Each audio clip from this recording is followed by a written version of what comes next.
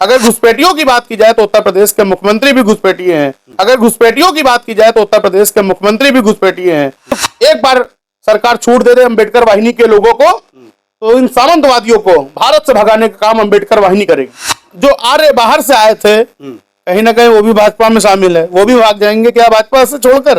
कई करोड़ों की संपत्तियां जो रहती थी, वो लोग मेयर महोदय के पास जाते हैं अपनी शिकायत लेकर कि हमारे यहाँ अवैध कब्जा है, तो मेयर महोदया जो है बांग्लादेशी का रूप देकर उनको भगाने का कार्य कर रही हैं। कि महंगाई मात्र 50 पैसे पेट्रोल का बढ़ा हुआ था। स्वर्गीय अटल बिहारी वाजपेयी जी बैलगाड़ी से संसद तक पहुंचने का काम करते थे, और अगर 30 रुपए बढ़ जाता था सिलेंडर पे तो स्मृति ईरानी सिलेंडर लेकर सड़कों पर बैठ जाती थी। लखनऊ में एक बड़ी घटना होती है जहां एक दलित समाज के व्यक्ति को मंदिर परिषद के अंदर उम्र होने के कारण पेशाब हो जाता है, तो उसको चटवाया जाता है। अगर आप इतने बड़े बाबा साहब के हितैषी हैं, तो ग्वालियर के अनिल मिश्रा को क्यों नहीं सलाखों के पीछे भेज रहे हैं? कुछ मनुवादी तो बाप बदलने का काम कर रहे थे बाबा साहब के नाम पर। दलितों का असली नेता कौन है? एक दौर था जब गांधी आ गए, लेकिन आज अगर आंधी आ गई है दलितों की, जो बाबा साहब के लिए गालियां बकने का काम कर रहे हैं, बाबा साहब को औकात दिखाने की बात करते हैं, जिनकी कुछ औकात नहीं, वो खुद कहते हैं कि मैं बाबा साहब की औकात दिखा दूं। सर, आप देख रहे हैं भारत न्यूज दस्तक और मैं हूं आपके साथ सनी शाह। इस वक्त हमारी मौजूदगी है उत्तर प्रदेश की राजधानी लखनऊ में। लखनऊ में जिस प्रकार से आपने देखा होगा बीते दिनों में दलित समाज के ऊपर कई अत्याचार की घटनाएं हुई, साथ ही साथ जिस प्रकार से सरकारों ने एसआईआर को लेकर के जगह जगह पे लोगों के अंदर भ्रमित भी है, कई सारे लोग आज भी कंफ्यूज है, क्योंकि जिस प्रकार से कल उत्तर प्रदेश के मुख्यमंत्री योगी आदित्यनाथ का एक बयान आया जिसमें उन्होंने कहा कि उत्तर प्रदेश की जनसंख्या लगभग 25 करोड़ के आसपास है, मगर जो वोट देने की रेशियो है लगभग 60 से 65% के आसपास होना चाहिए। कि एसआईआर होने की वजह से ये सब सारी समस्याएं उत्पन्न हुई है या फिर कोई अन्य समस्याएं? ऐसे में हमारे साथ बातचीत करने के लिए बाबा साहब भीमराव अम्बेडकर वाहिनी के राष्ट्रीय अध्यक्ष अमर चौधरी जी हैं। सर, किस प्रकार से आप एसआईआर को देखते हैं? देखिए, एसआईआर की बात की जाए, एसआईआर जो उत्तर प्रदेश सरकार और भारत सरकार कराने का कार्य कर रही है, इसमें कहीं ना कहीं भाजपा के शासन में भाजपा दलित पिछड़ों के वोट काट कर एसआईआर को कंप्लीट करने का काम कर रही है, जिसमें आने वाले चुनाव में कहीं ना कहीं दलितों को, पिछड़ों को, मुस्लिम समाज को इस चीज का सामना करना पड़ेगा कि उनके वोट कट चुके हैं।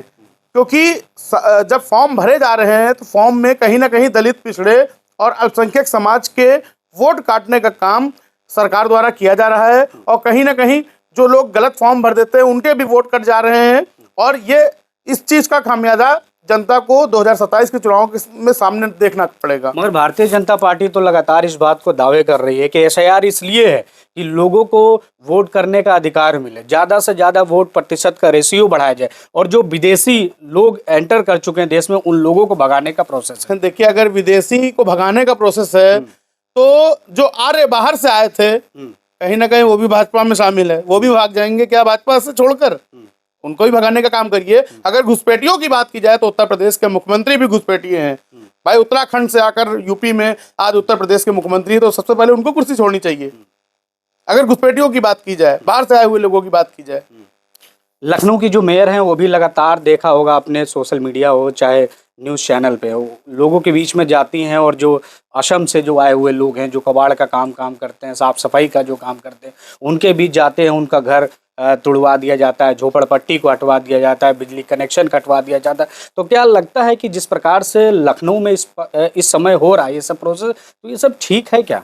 देखिए, जैसा आपने पहले सुना होगा कि लोगों की करोड़ों की जमीन पर अवैध झुग्गी झोपड़ियां बन जाती थी, तो उसको लोग खाली नहीं करा पाते थे। तो कहीं ना कहीं आप समझ लीजिए मेयर महोदया को ये टेंडर मिल चुका है कि वहां पहुंचकर खुद जाकर लोगों की झोपड़ियां हटाएं। कहीं ना कहीं देखा जा रहा है कि कई करोड़ों की संपत्तियां जो रहती थी, वो लोग मेयर महोदय के पास जाते हैं अपनी शिकायत लेकर कि हमारे यहाँ अवैध कब्जा है, तो मेयर महोदया जो है बांग्लादेशी का रूप देकर उनको भगाने का कार्य कर रही हैं। ठीक है, अगर वो बांग्लादेशी आप उनको भगाइए, लेकिन अगर आधार बना हुआ है आपके भारत का और यहाँ का निवासी वो दिखा रहा है, तो कहीं ना कहीं जिसने आधार बनाया है पहले आप उसको पकड़िए, उस पर भी कार्रवाई करिए। 419, 420 के तहत जो भी धाराएं बनती हैं उन धाराओं में आप उस अधिकारी पर कार्रवाई करिए। और अगर वो घुसपैठिए हैं और बांग्लादेशी हैं, उन्होंने वोट का अधिकार उनको मिला, उन्होंने वोट दिया भारत में रहकर, खासकर लखनऊ में रहकर, तो कहीं ना कहीं सरकार भी फर्जी बन गई है उनके वोट से। तो सरकार तो लगातार ये बात कह रही है कि पश्चिम बंगाल का जो एरिया है वहाँ पे एसआईआर वहाँ की सरकार नहीं कराने दे रही, वहाँ का जो बॉर्डर एरिया है उसको पूर्ण रूप से जो केंद्र सरकार अपने अंडर में रखना चाहती वो नहीं रखने दी। तो कहीं ना कहीं इसके पीछे जो विपक्ष का ही राजनीतिकरण है। देखिए, जहां पर भाजपा की नहीं चल पा रही है तो कहीं ना कहीं वो विपक्षियों का और जो विपक्ष में मौजूद बड़े दल के नेता हैं उन पर आरोप प्रत्यारोप लगाने का काम शुरू से भाजपा सरकार कर रही है। और जब आपने सुना होगा कि महंगाई मात्र 50 पैसे पेट्रोल का बढ़ा हुआ था, तो स्वर्गीय अटल बिहारी वाजपेयी जी बैलगाड़ी से संसद तक पहुंचने का काम करते थे, और अगर 30 रुपए बढ़ जाता था सिलेंडर पे तो स्मृति ईरानी सिलेंडर लेकर सड़कों पर बैठ जाती थी। आज कहाँ है भाजपा के वो नेता? प्रधानमंत्री जी जिस समय मुख्यमंत्री थे उस समय मंचों से आगाज करते थे कि मैं प्रधानमंत्री जी से पूछना चाहता हूं कि इतनी महंगाई क्यों है। तो मैं आज अंबेडकर वाहिनी का राष्ट्रीय अध्यक्ष होने के नाते माननीय और प्रधानमंत्री नरेंद्र मोदी जी से पूछना चाहता हूं, इस देश में शिक्षा क्यों नहीं है? इस देश में वो सरकारी स्कूल क्यों विलय कर दिए गए हैं जिनमें गरीबों, दलितों, पिछड़ों, मुस्लिमों के बच्चे पढ़ते थे? मैं पूछना चाहता हूं कि आज जो सरकार लाइन लगाकर राशन बंटवा रही थी वो कहाँ गया? क्योंकि सरकार का सिर्फ और सिर्फ चुनावी मुद्दा था कि जनता को किस तरह अपने पक्ष में किया जाए और विपक्ष का सुपाड़ा साफ किया जाए। दलित समाज की राजनीति करते हैं, मगर इस वक्त पूरे उत्तर प्रदेश से क्या पूरे आप देश में आप एक बार नजर डालेंगे तो इस वक्त दलित समाज का लोग बटा हुआ नजर आता है। सब लोग अपनी अपनी राजनीति करते हैं। चंद्रशेखर आजाद अलग करते हैं, अखिलेश यादव जी वो कहते हैं कि मैं पीडीए हूँ, मैं ही दलितों का नेता हूँ। भाजपा अलग करती है। आपने देखा होगा कि जिस दिन अम्बेडकर साहब की जयंती थी पूरे लखनऊ को पोस्टर और बैनरों से पाट दिया जाता है। उसके कुछ ही दिन बाद लखनऊ में एक बड़ी घटना होती है जहां एक दलित समाज के व्यक्ति को मंदिर परिषद के अंदर उम्र होने के कारण पेशाब हो जाता है तो उसको चटवाया जाता है। जी जी, बिल्कुल सही आपने कहा। देखिए, भाजपा के शासन में अब बाबा साहब पर राजनीति हो रही है। अगर आप इतने बड़े बाबा साहब के हितैषी हैं तो ग्वालियर के अनिल मिश्रा को क्यों नहीं सलाखों के पीछे भेज रहे हैं? क्यों नहीं उसको आप कड़ी से कड़ी सजा देने का काम कर रहे हैं? आप कहते हैं कि मुगलों ने देश को लूटा। मैं मानता हूं, ठीक है, मुगलों ने देश ने अगर लूट लिया तो बाबा साहब जो विश्व की धरोहर हैं, बाबा साहब जिन्होंने भारत का संविधान दिया, कुछ मनुवादी तो बाप बदलने का काम कर रहे थे बाबा साहब के नाम पर, वो BN राव को दर्शाना चाहते थे। लेकिन जब अभी आपने देखा होगा संविधान दिवस के मौके पर माननीय मुख्यमंत्री योगी आदित्यनाथ जी ने मंच से ऐलान किया कि जहां भी बाबा साहब की मूर्तियां लगी हैं उसका रखरखाव किया जाएगा। अगर बाबा साहब संविधान निर्माता ना होते तो इतने बड़े प्रदेश के मुख्यमंत्री ये ना कहते कि बाबा साहब ही संविधान के रचयिता हैं, क्योंकि कहीं ना कहीं सामंतवादी नफरत फैलाने का काम देश में कर रहे हैं। और ये तो बताइए कि दलितों का असली नेता कौन है? देखिए, दलितों के असली नेता की बात की जाए तो एक दौर था जब मान्यवर काशीराम साहब ने एक अलग जगह दी थी, एक मिशन मूवमेंट चला दिया था, बाबा साहब के हर मुद्दे को घर घर तक, जन जन तक पहुंचाया था।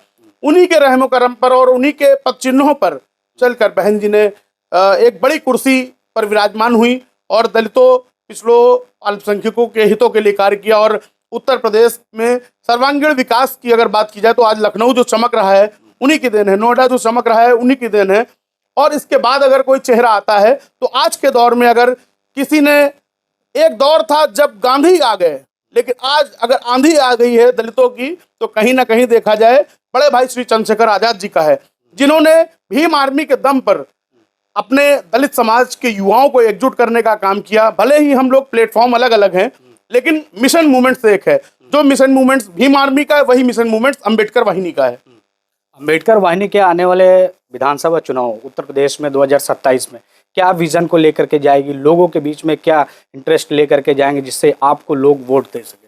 देखिए, हमें वोट नहीं चाहिए, हमें उस नेता के लिए कार्य करना है जो दलित, पिछड़े, मुस्लिम समाज के हक की और उनके अधिकारों की बात करेगा। हम अम्बेडकर वाहिनी के 24 लाख पदाधिकारी, कार्यकर्ता जितने भी हैं वो सभी उसी पार्टी का समर्थन करेंगे जो दलित, पिछड़े, मुस्लिम, शिक्षा, रोजगार की बात करेगा। अन्यथा जो इन मुद्दों से हटकर बात करेगा उसको प्रदेश से बाहर भगाने का काम करेंगे। तो भाजपा तो कहती है सबका साथ सबका विकास, हम ही हैं अम्बेडकर के सबसे ज़्यादा हितैषी और हम ही अम्बेडकर की जगह जगह पे उन्होंने जहाँ पढ़ाई की, जहाँ जन्म हुआ, सब जगह मैंने ही संवारा है और बाकी किसी ने कुछ नहीं किया। तो मैं बहुत बड़ी एक बात कहने जा रहा हूँ कि अगर वो हितैषी हैं तो बाबा साहब के मिशन मूवमेंट्स के लिए कार्य कर रहे हैं वो, और जो बाबा साहब के लिए गालियां बकने का काम कर रहे हैं, बाबा साहब को औकात दिखाने की बात करते हैं, जिनकी कुछ औकात नहीं, वो खुद कहते हैं कि मैं बाबा साहब की औकात दिखा दूंगा। अनिल मिश्रा जैसे लोग बयानबाजी करते हैं, उन पर कार्रवाई क्यों नहीं होती? अगर भाजपा इतनी बड़ी हितैषी है तो उन पर कार्रवाई हो, और अगर हितैषी नहीं है तो सिर्फ एक बार सरकार छूट दे दे अम्बेडकर वाहिनी के लोगों को, तो इन सामंतवादियों को भारत से भगाने का काम अम्बेडकर वाहिनी करेगी। चलिए, बहुत बहुत धन्यवाद। अमर जी थे हमारे साथ, जिन्होंने साफ तौर पे दलित समाज के लोगों को एकजुट करने के लिए बहुत सारे मुहिम चलाया है। उन्होंने ये भी बताया कि आने वाले समय में हम लोग सब लोग मिल करके अम्बेडकर वाहिनी को चलाने वाले, दलितों की राजनीति करने वाले लोग जहां निर्णय लेंगे उसी प्रकार से सभी लोग आने वाले विधानसभा चुनाव में सब लोग एक मुश्त वोट करेंगे और अपनी सरकार बनाने का काम करेंगे। तो ऐसी खास रिपोर्ट देखने के बने रहिए। कैमरा पर्सन विनोद के साथ सनी शाह, लखनऊ।